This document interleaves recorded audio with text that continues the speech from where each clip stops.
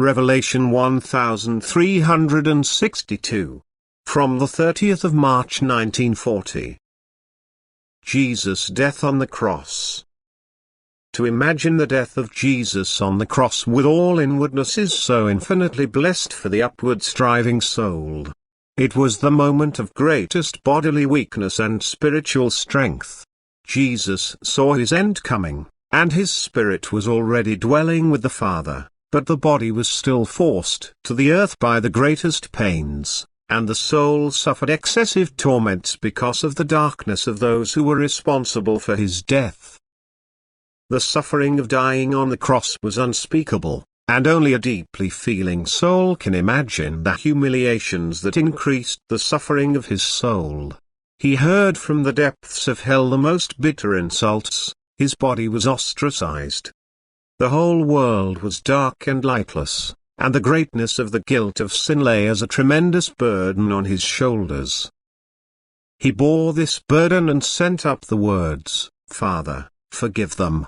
His soul was love, the most intense, self-sacrificing love for all those people who were to blame for his unspeakable suffering. He drank the cup to the full, his body weakened, until at last the soul separated and ascended to the Father. Jesus' death on the cross is of such inconceivable importance for mankind, and yet this greatest work of love and mercy is given so little attention. Only the person who is in love is able to measure the greatness of it, but Jesus' death is meaningless to people without love, because they lack any feeling for the sacrifice Jesus Christ made in supreme love.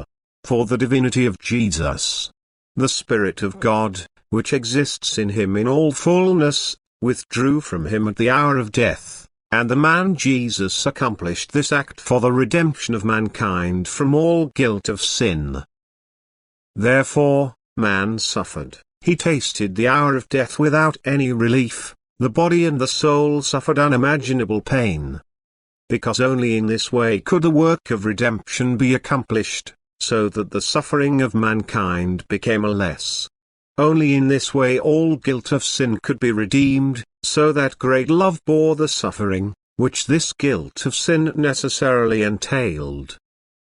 The world has no more understanding for this greatest work of love of a human, it passes it by carelessly, yes, it tries to devalue it by attaching no more importance to it than to the deed of an idealist, whose motives were only later substantiated as the Christian teaching does today. But with it exactly man's redemption is questioned, the thought of redemption is rejected, and therefore Jesus Christ is recognized only as a world historical person, but a spiritual connection with the whole of mankind is denied his death.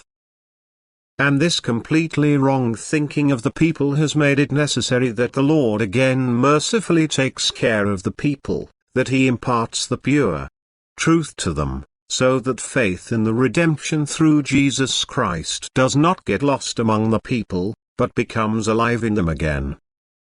Amen.